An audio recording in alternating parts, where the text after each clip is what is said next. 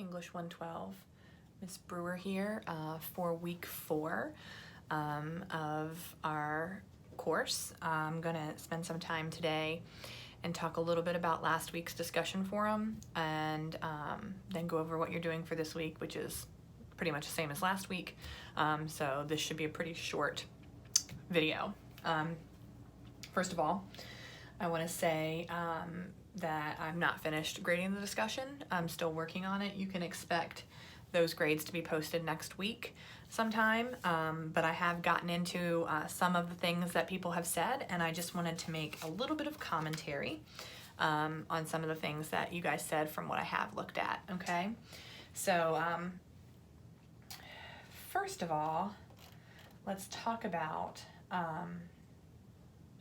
this is your Act 1 discussion forum, obviously, not Act 2, because that's not due for me yet because it's Friday. So from Act 1,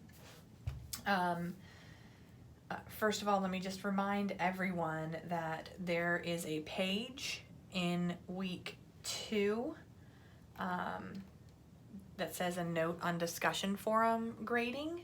Please read that because that tells you how I'm grading your discussion forums, and you guys are required to cite the text in your discussion forums, and you're required to propel the conversation further in your replies.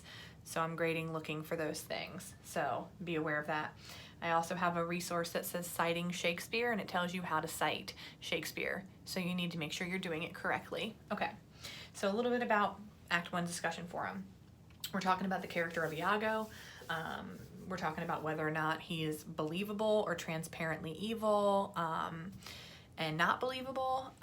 Iago is one of my favorite characters that Shakespeare creates. Shakespeare is not known for coming up with stories per se, because he pretty much borrowed all of his stories from other people and retold them.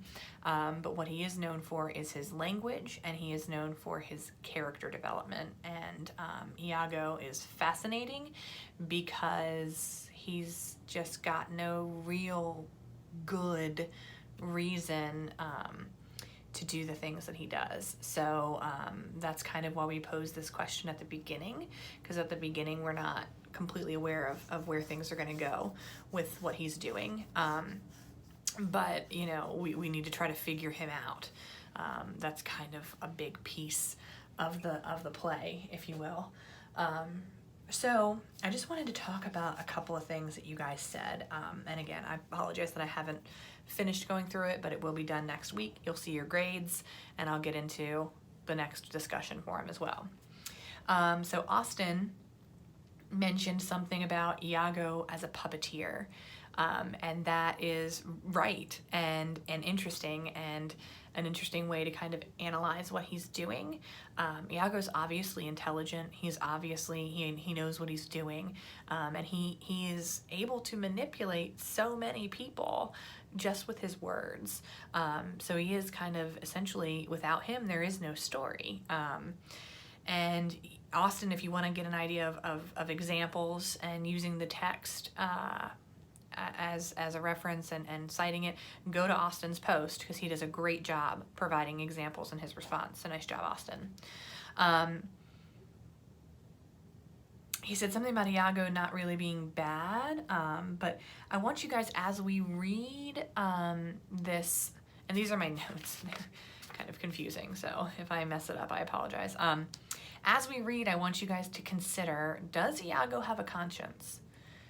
Does he have one, or is he a sociopath, or is he a psychopath? What's the difference between the two? Which one would he be considered to be?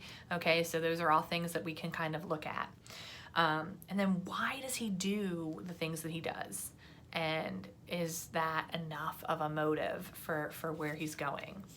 Emma, in her reply, I think to Austin, said that Iago heard rumors that Othello had slept with his wife. But here's my thing, did he? Or is Iago just trying to justify what he's doing? Or does Iago project his desire maybe to be with Desdemona? There's so many layers of him saying that, and why does he say that? Because obviously Othello didn't do that. So why would he say something like that? Is it just a lie? Because he's a giant liar, so who knows? I want to get into Wally's post. He said that Iago thinks that the end justifies the means. So my question to you is, does that make what he's doing even worse? Because if he knows what he's doing and thinks that it's justified, is it better or is it worse than if he has no indication of or no desire to reach a particular end? He may just be having fun. I really liked Wally's note about how Iago would appear in Act 1 from Othello's perspective. That was really interesting. I've never thought about that, but you're right. If Othello was telling the story instead of this like omniscient type story, we 100% would think that Iago is a totally trustworthy guy, and we'd be wondering what's wrong with Cassio later. So, yeah, that's interesting to think about. And then Matthew, he asks if wanting a better position is evil, and that's a great question. But this is his only real motive, that he wants a better position. And so as we continue to read and he continues to do the things that he does, that motive seems to be not nearly as strong. Okay. And does wanting a better position justify the things that he does? That's the other question. And then Robin asks, how does he get away with it? That's a great question. And that's something that we can look at and try to figure out as we read it. And do continue to make notes about these things, because when you write your comparative analysis, you're gonna be comparing something about the play and then a movie portrayal of it. So as we investigate Iago's character, your paper could literally just be comparing the two characters, Iago and then Hugo from the film, which you'll understand later. That's just one idea, but that's why we have these particular questions, because they can help propel you into paper topic ideas. Okay, so that's what I had to say about your Act 1 discussion.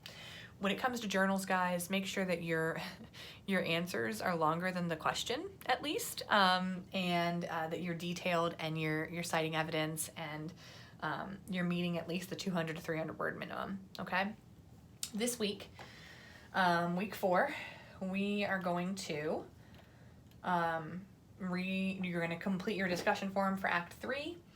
So I want you guys to investigate Othello's idea that it's better to not know what's going on, and is ignorance bliss, and make sure that you're citing the play and focusing on that when you respond.